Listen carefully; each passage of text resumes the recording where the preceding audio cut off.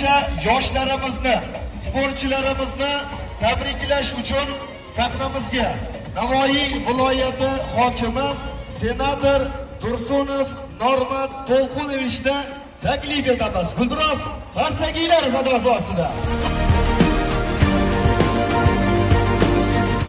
Assalomu alaykum aziz yoshlar, hurmatli tadbir ishtirokchilari.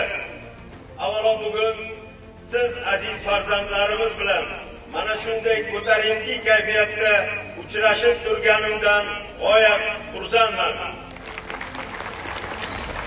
O'zbekiston yoshlar mamlakati.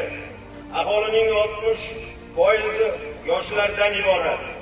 Mamlakatimiz rahbari muhtaram prezidentimiz Shavkat Miromonovich bekorga sizlarni O'zbekistonning eng katta boyligi, bebaho xazinasi sifatida yuksak qadrlamaydilar.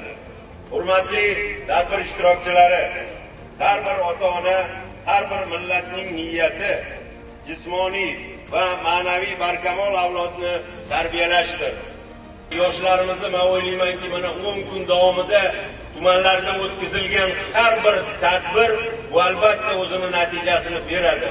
Va ushbu tadbir yoshlarimizni sportga va o'zini ustida ishlashga doim chorlab qoladi.